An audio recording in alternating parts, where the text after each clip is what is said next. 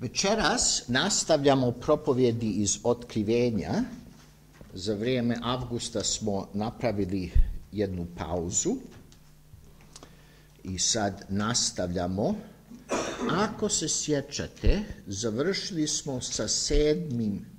pečatom i onda posle 7. pečata bio jedan interludij, jedna međuigra, gdje smo opet imali uvid u nebesa, u molitve Božijeg naroda i opet jednu sliku kraj svijeta.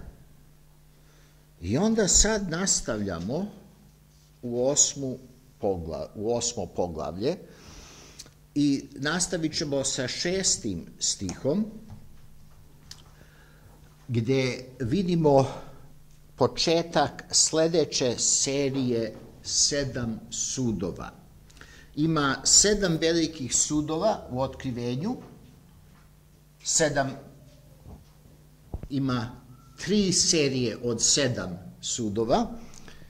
Prva serija je 7 pečata, onda druga serija je 7 truba i treća serija je 7 čaša. I kao što smo vidjeli i dotaknut ćemo opet večeras, što je vrlo važno da razumijemo, ti 7 sudova nisu u seriji, nego su paralelni. Ne ide vremenski i nisu apsolutno hronološki, ne idu prvih 7, 1, 2, 3, 4, 5, 6, 7, pa onda posle u vremenu nastaju sljedeća 7, 1, 2, 3, 4, 5, 6, 7, pa onda opet kasnije 1, 2, 3, 4, 5, 6, 7, nego opisuju isto gradivo. Opiše se vrijeme između prvog i drugog dolaska Isusa Hrista koji završava sa kraj svijetom i onda opet se vraćamo i opisuje se vrijeme između dva dolaska Isusa Hrista i onda se opet vratimo. I to je vrlo važno da razumijemo. I sad dolazimo u tu drugu seriju, 7, ali se vraćamo i to će da opiše maltene iste stvari sa drugog pogleda i na drugi način. Prije nego što pročitam, hoću da vas podsjetim da su ovo sudovi koji Bog izliva na svijetu. I kad čujemo ove sudove, ove nevolje koje Bog stvara, ove nedaće, ove zale, trebamo da vidimo da elementi iz 10 zala ili nedaća ili pošasti protiv Egipćana, elementi odatle se ponavljaju, ne na isti način, ali taj jezik se koristi. I onda ako se sjećate, prva nedaća je bila da se Nil pretvorio u krv i onda mi ćemo da vidimo krv. I vidit ćemo uticaj na vode, da vode postanu otrovne i gorke. 7. nedaća je bio grad sa munjama i onda vidjet ćemo ovdje u prvu trubu grad, munje, vatru. I onda 9. zlo je bila tama, pretposljednja Egipćanima i onda ovdje ćemo da vidimo tamu.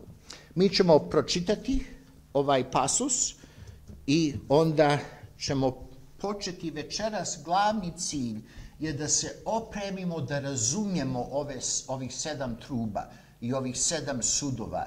I nadam se da ćemo stići barem jednu trubu da pogledamo, to jest sud koji je označen trubom.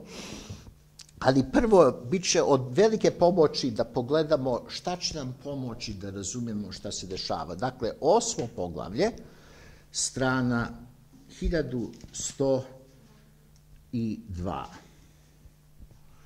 U drugi stih kaže i vidjeh 7 anđela koji stajahu pred Bogom i dade im se 7 truba.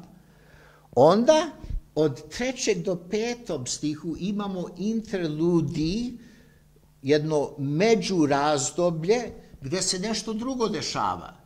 I onda u 6. stihu se vraćamo i to stalno vidimo otkrivenje, jer Bog nam pokazuje šta se dešava na zemlji, pa nam pokazuje šta se dešava na nebu. Pa nam opet pokaže šta se dešava na zemlji, pa nam opet pokaže šta se dešava na nebu. Dakle, u drugi stih vidimo 7 anđela i dade im se 7 truba i onda u 6. stihu nastavljamo. I 7 anđela koji imahu 7 truba pripraviše se da zatrube.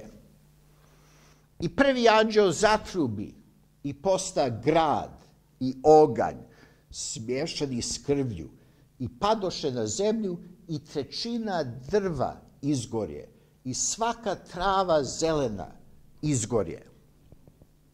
I drugi anđel zatrubi i nešto kao velika gora ognjem zapaljena bačeno bi u more. I 1/3 mora posta krv i umrije 1/3 stvorenja koje živi u moru i 1/3 lađa propade. I treći anđel zatrubi i pade s neba velika zvijezda koja goraše kao svijeća i pade na 1/3 rijeka i na izvore vodene i ime zvijezde bješe pelen ili gorčina i 1/3 voda posta pelen. I mnogi ljudi pomriješe od voda jer bijahu grke. I 4. anđel zatrubi i udarena bi 1/3 sunca i 1/3 mjeseca i 1/3 zvijezda da pomrča 1/3 njihova i 1/3 dana da se ne svijetli, tako i noći. I onda u 13. stihu imamo jednu pauzu, nešto drugo se dešava i onda u 9. poglavlje se vraćamo sa 5. trubom. Ali ovo nam je tekst za večeras. I provešćemo dosta vremena kako da razumijemo. Čekali smo dugo vrijeme da propovijedamo iz ove knjige, jer na prvi pogled malo je teško za razumjeti. I ne znamo ovaj slikovit jezik, šta to sve znači.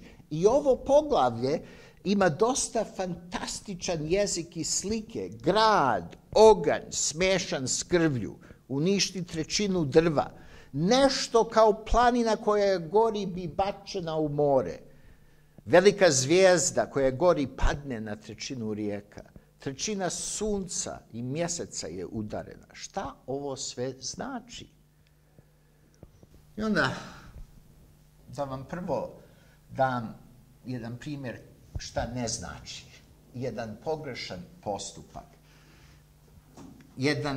Jedno klasično pravilo kad čitamo pismo i kad želimo da razumijemo Sveto pismo je da damo da pismo tumači pismo. I kad nalazimo teži tekst, trebamo da se pitamo ima li neki drugi tekst u Svetom pismu da nam pomogne da razumijemo taj teži tekst.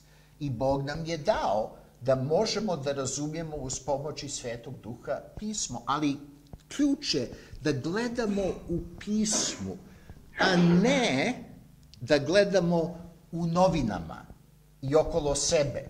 I ja ću vam dati klasičan primjer, 2 klasična primjera u vezi otkrivenja. Ovo što se dešava u 10. i u 11. stihu. Kad velika planina, kao nešto kao velika planina, pade, izvinite, u 10. stihu, kad zvijezda padne i udari na 1/3 voda. I u 11. stihu kaže i ime zvijezde bješe šta? Pelen. I onda u našem narodu neki kažu pelen, neki kažu pelin. Ali pelen. Šta to znači? I onda imaju ljudi koji redovno čitaju novine, i ima jedan gradić, za koji ste možda čuli u Ukrajini, koji se zove Černobil. Ste čuli za taj grad? I da vidimo, da li znaš, Marina, šta Černobil znači na ruskom ili na ukrajinskom? U redu ako ne znaš. Znate šta znači? Znači gorka biljka, nešto poput pelena. Pelen je u jednoj široj porodici i Černobil znači pelen. I onda ti stručnjaci koji misle na taj način su rekli, aha, evo ispunjenje otkrivenja. Jer, očigledno, vode su bile zagađenje kad je bila nuklearna nesreća, i rekli su, ovo je ispunjenje toga.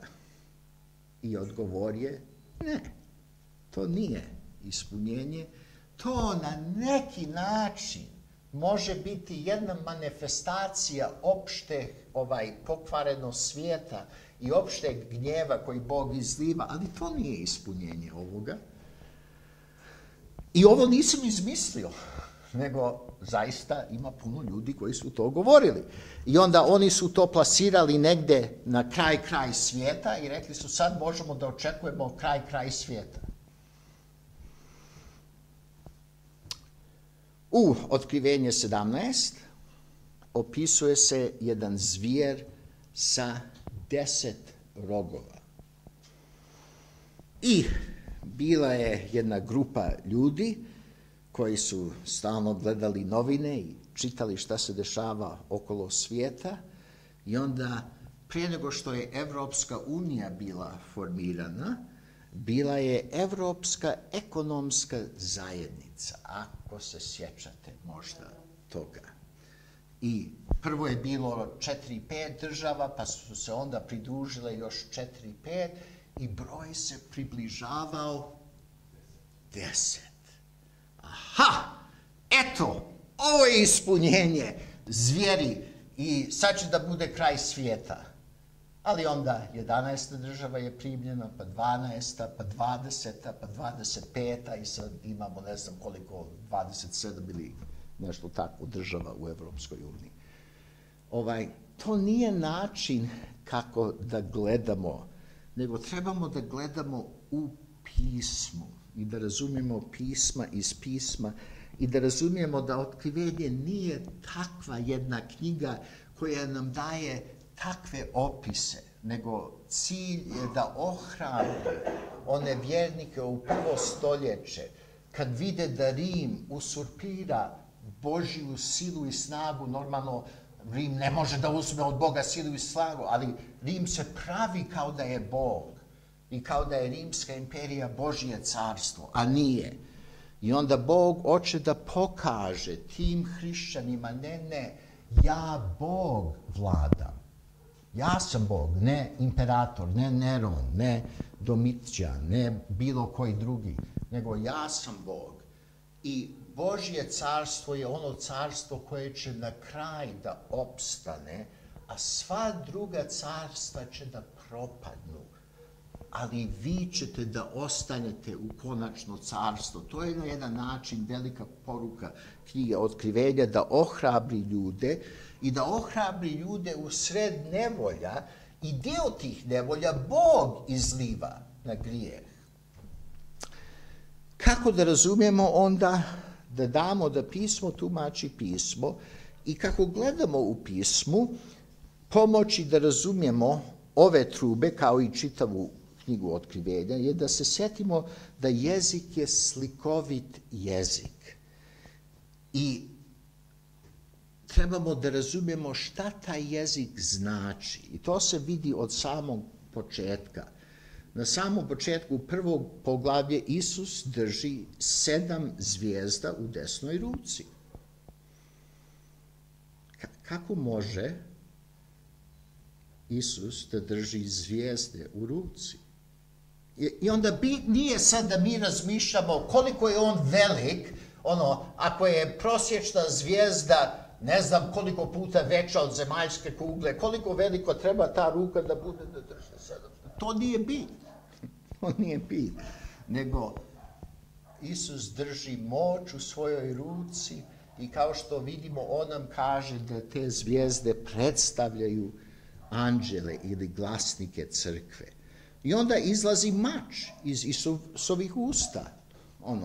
Da li trebamo da mislimo da Isus zaista ima neki metalni mač koji izlazi iz usta, nego normalno taj mač vidimo iz pisma, tu i kasnije da predstavlja riječ Božju. I onda Isus drži 7 zvijezda, Jovan je prepadnut i pada u nesvijest maltene, i onda Isus ga sa desnom rukom koja drži tih zvijezda drži za rame i pomogne mu. Šta bih sa zvijezdama? To nije bit. Mislim, nije bit da mislimo na taj način, nego šta nam to pokazuje. I onda u 5. poglavlje pogledajte lava koji je dostojan, a kad pogledamo lava, kako je lav izgleda? Kao jagnje, ali ne kao bilo koje jagnje, nego jagnje koje je zaklano i jagnje sa 7 rogova i 7 očiju. Pa da li Isus zaista ima 7 roga i 7 očiju? Ali ne, to nam je da nam pokaže nešto. I onda kad vidimo opis ovih sudova, s jedne strane, ne trebamo da tražimo neku meteorološku pojavu koja će da objasni kako može grad i vatra i krv da budu. Ne trebamo da tražimo šta je to kao planina što može da padne u more. Možda vulkan ili možda asteroid ili nešto tako. To nije bit. Vidjet ćemo šta je bit, ali to nije bit. Sad, na usput, ovi sudovi opisuju nevolje koje Bog izliva na zemlju. I Vezuv, kad je eksplodirao u 1. stoljeće, ljudi su zapravo mogli da povežu eksplodiranje sa Vezuvom, sa ovim opštim opisom, ali to nije bilo to konačno ispunjenje i ne trebamo da tražimo to. Jer, kao što smo videli i kao što ću vas podsjetiti, ovo ne opisuje samo jednu stvar što se desilo, nego stvari koje se dešavaju kroz čitavu istoriju. I onda trebamo imati taj slikovit jezik u vidu i onda trebamo da se sjetimo te strukture. 3 serije sedmica i svaka sedmica se završi sa krajem svijeta. 6. i 7. pečat, kraj svijeta, 7. truba, kraj svijeta, 7. čaša, kraj svijeta, i onda kad malo bliže pogledamo ovu 1. i 2. seriju, pečati i trube, vidimo da su prvo opisane 4, pa onda drugo. I onda imamo 4 pečata opisana, pa onda nešto drugo. Ovdje imamo 4 truba, pa pauza. I onda iz tog paralelizma možemo da pretpostavimo iz pisma, da očekujemo da to opisuje iste događaje i sličnosti. Znači, ono što je opisano od strane 4 pečata, što su nevolje koje se ponavljaju kroz istoriju, nešto takvo imamo opisano u prvih 4 truba. I to je važno da imamo u vidu. Onda trube. Da li igde vidimo upotrebu truba u pismu? Da nam pomogne taj slikovit jezik. I izvolite, ko može da se sjeti neku upotrebu trube u Svetom pismu? Jerihon je taj klasičan slučaj. I to marširaju koliko puta? I za koliko dana?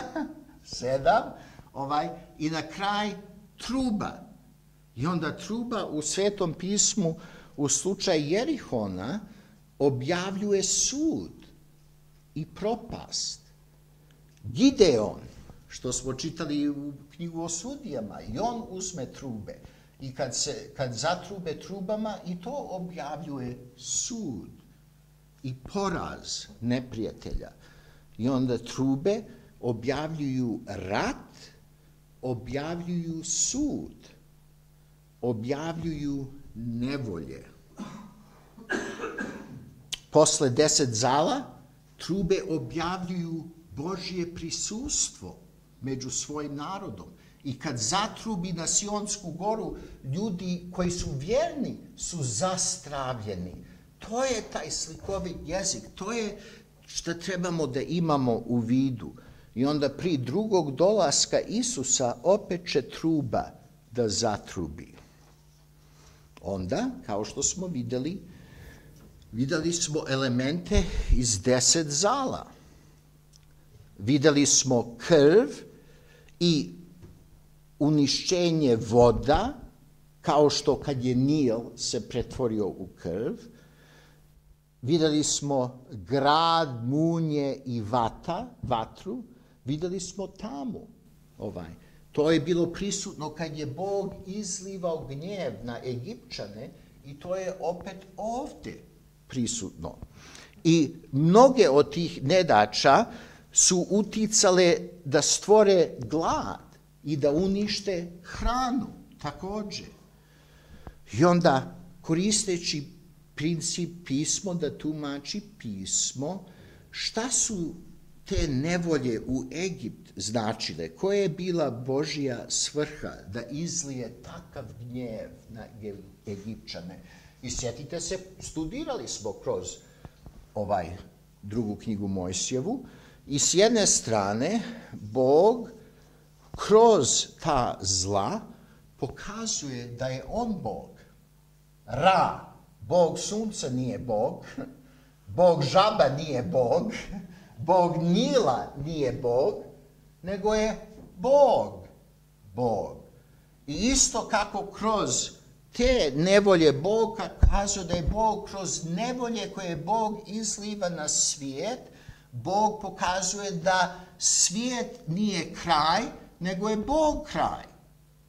I pokaže Rimljanima i pokaže vjernicima za vreme Rim ne može opstati protiv nepogoda koje ja proizvodim. I na kraj krajeva, kako izgleda Rimska imperija danas? Nema je. Također, 10 zala su bile da budu kazna i sud na lažnu religiju. Jer one zale, ako se sjećate, su bile protiv da se vidi da Nil nije Bog, opet. Znači, ne samo da se vidi da je Bog Bog, nego da se uništi to pogrešno razumijevanje.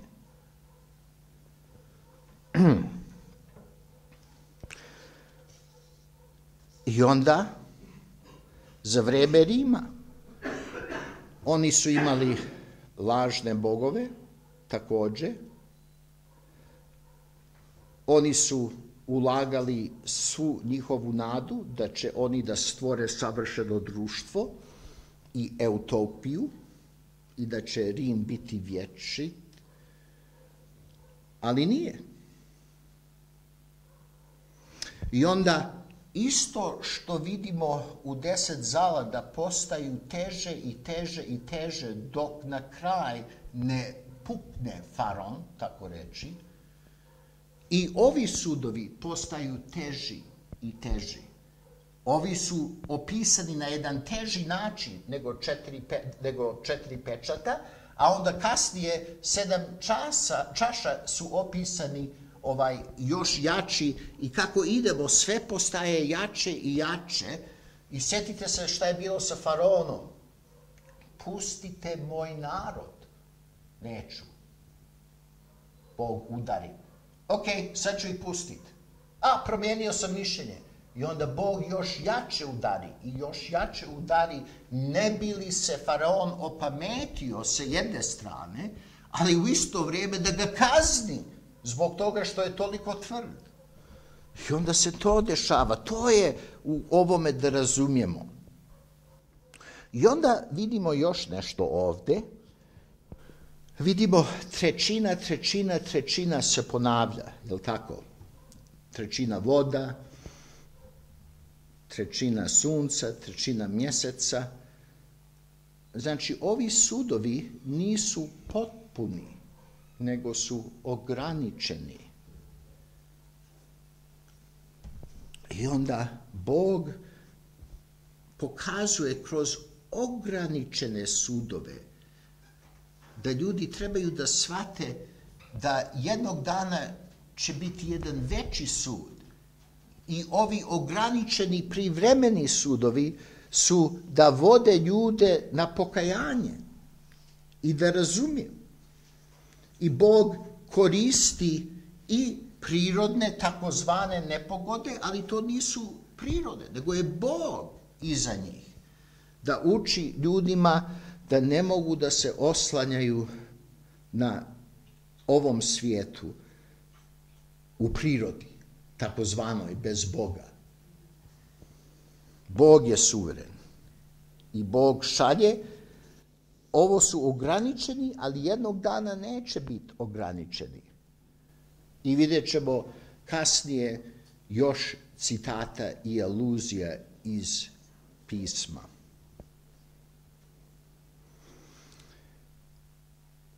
To su neka pomagala da bolje razumijemo i onda ajmo sad da pogledamo prvu trubu, možda drugu. I prvi anđeo zatrubi i posta grad i oganj smješani s krvlju. I padoše na zemlju i trećina drva izgorje i svaka trava zelena izgorje i propade. Kao što smo rekli, vidimo elementi sedmog zla i također vidimo krv. Krv kao u Joil, gdje kaže pokazat ću moja čudesa na zemlji i na nebu, krv, vatru i dim na veliki dan Gospodnji. I onda ovo je da nas vodi da veliki dan Gospodnji dolazi. I Božji gnjev je izražen kroz grad, kroz oganj i kroz krv. I trećina drva izgore kao i voćke. I svaka trava zelena, što isto podrazumijeva biljke, izgorje i propade. I šta se desi kad trećina voćaka i trećina žita i trećina drugih povrća i tako izgori? Šta se desi? Glad nastaje. I da li se sjećate kad smo gledali pečate, kad je bio pečat i vidjeli smo da pšenica se prodavala mnogo skuplje zbog nestašice. I onda ovdje vidimo glad i nestašice koje nastaju na zemaljskoj kugli, kao za treći pečat. Kasnije, kad Vavilon propadne u 18. poglavlje, i čitavo 18. poglavlje je o propast Vavilona. Da li je Vavilon postojao kao Vavilon za vreme Rimske imperije? Odgovor je ne. I da li da očekujemo da onaj tamo gdje, znate kako, pre 30 godina rekli su Saddam Hussein, to je Vavilon. I onda on će da vodi pobunu i to će da bude kraj svijeta. Znamo što se desilo sa njime. Nije u pitanje taj Vavilon, nego se predstavlja kroz Vavilon civilizacijski projekat bez Boga. Država zemaljska koja odbacuje Boga. I onda u 18. poglavlje vidimo za Vavilon da kaže u vezi Vavilona, zato će u jedan dan doći zla njezina smrt i plač i glad. I sažeći će se sa ognjem, jer je jak Gospod Bog koji sudi. I onda kad uporedimo ovo, gdje imamo vatru, gori, izaziva se glad, i onda vidimo Vavilon Bog sprovodi svoj sud tokom istorije na one koji žive na zemlji i to je što se dešava. I ljudi koji se oslanjaju na svijet kao ono jedino što jeste, to će da propadne. Propada i propašće u potpunosti. I Bog to čini na ograničen način, ne bi li se ljudi pokajali, ne bi ljudi priznali njega. Ajmo da pogledamo drugu trubu. I drugi anđeo zatrubi i nešto kao velika gora, na grčkom ima ta dodatna riječ, zapaljena, nije samo da je pala, nego je bačena bila u more. I trećina mora posta krv. I onda opet ne tražimo neko zagađenje, jedan incident gde neka nuklearna podmornica pukne ili nešto takvo, ili Vezuv koji baci jednu trećinu. Ne tražimo to, nego gledamo u pismu. I kad gledamo u pismu, koje su neke stvari koje su opisane kao planine? Moja najomiljenija slika je iz Danila,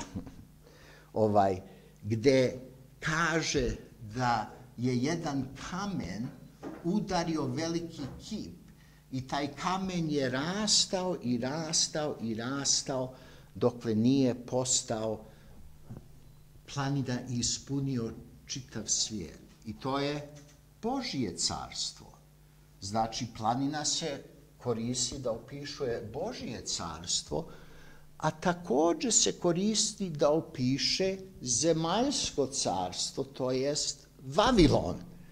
I u Jeremiji 51 Bog kaže, gle, protiv sam tebe, planino koja unišćava. Ja ću tebe da zbacim dolje i ti ćeš postati gora koja je sagorjela. Aha, da li to ima smisla ovdje? I onda Vavilon jeste nazvana planina i onda kaže u pismu da će da bude izgorjena i čak kaže da će da bude bačena dolje.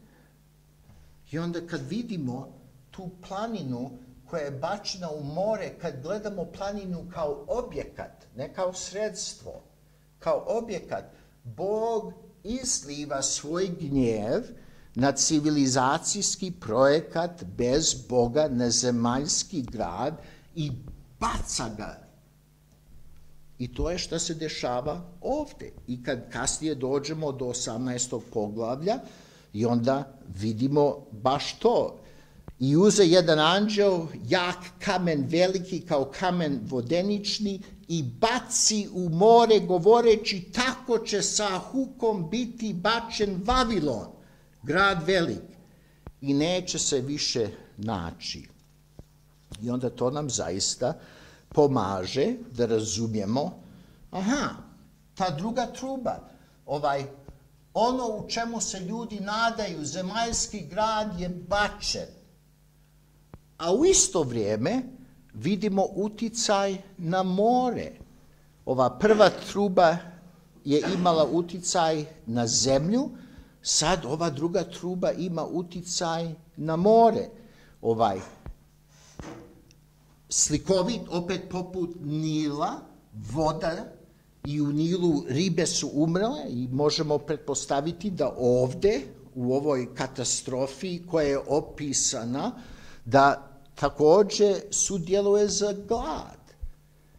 I vidimo da se trećina lađa unište, brodovi, i onda kasnije u Otkrivenje 18, kad govori o propast Vavilon, brodari žale. Brodari žale. I onda u ovu drugu trubu vidimo Božji gnjev, ne u jedan incident, nego Božje vremensko suđenje zemaljskom gradu koje je bez njega i nevolje u svijetu koje slijede to. Toliko ćemo u vezi truba večeras, ali ćemo završiti s tim da vidimo evanđelje u svemu ovome. Ovdje vidimo sud s jedne strane, ali Božje prisustvo vazda ima dva efekta. S jedne strane donosi sud, a u isto vrijeme donosi spasenje. I to se dešava ovdje. Ajmo da se sjetimo teologiju 10 zala i izlaska iz Egipta. Bog je udarao na Egipat da bi natjerao faraona da pusti Božji narod, jel tako?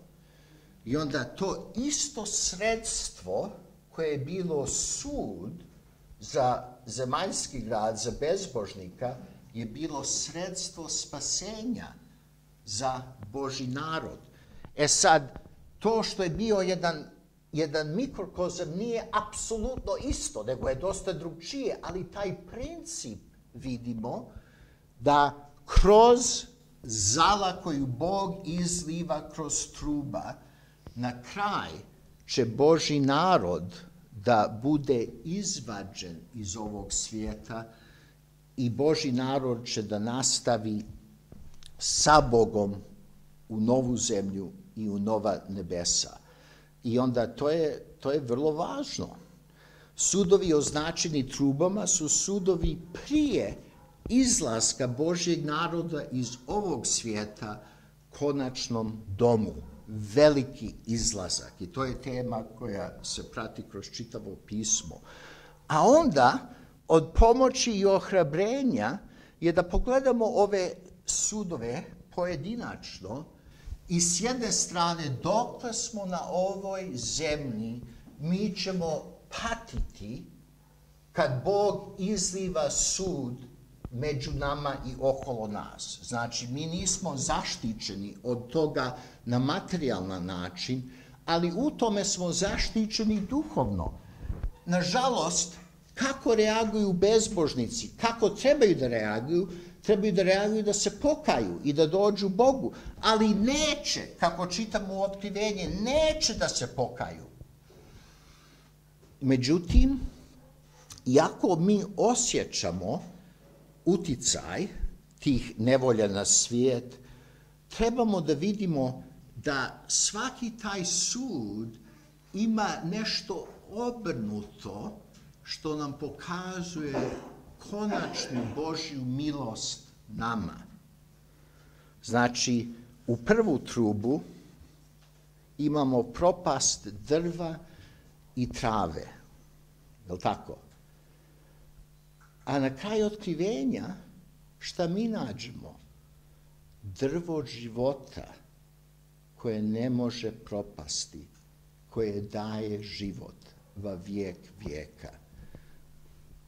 U pismu crkvama obećano je drvo života i onda u 22. poglavlje 3 puta se spominje drvo života. I onda iz druge trube, umjesto planine koja je bačena u more, mi kao Božji narod nećemo biti bačeni, nećemo sagorjeti, nećemo propasti, nego mi smo dio planine koja ispunjava svijet u Danilo 2 i 35. I to je evanđelje. I onda završavamo za vrijeme truba, a trube se dešavaju sad. U redu? Trube nisu nešto što će samo da bude u budućnost. Trube sad se dešavaju. I pečati se dešavaju sad. I čaše se izlivaju sad kroz istoriju do drugog dolaska Isusa. I onda kroz ove nevolje Bog nama daje priliku da pokažemo svoju vjeru i da slavimo Boga i da služimo njemu, a Bog nam također daje priliku da pozivamo ljude, ne možeš se osloniti na ovom svijetu. Ovaj svijet već propada i propašće.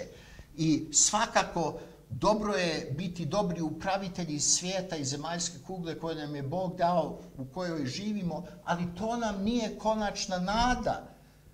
I sa zdravim razumom trebamo da pomognemo ljudima da vidi to, i to je čemu ove nevolje usmjeravaju, i mi trebamo da usmjeravamo ljudima.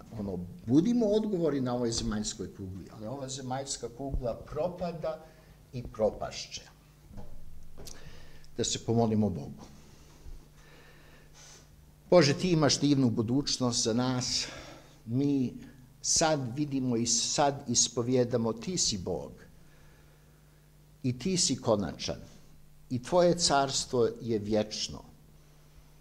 Vavilon nije bio vječan, Rim nije bio vječan, današnji novi poredak nije vječan. Jedino si ti vječan. Pomogni nam da vidimo tu veliku poruku i da si ti dobar vladar koji spremaš mjesto za sve one koji će doći tebi. Pomogni nam da razumijemo velike poruke iz ove knjige, daj da tebe proslavimo i daj da pozivamo druge iz ovog svijeta i da ih pozivamo da nađu utočište u tebi vječno. Molimo se u ime Isusa Hrista. Amen. I neka vam Bog da uživate u drvo života i u njegovo vječno carstvo koje raste kao planina koje će napuniti sve. Amen.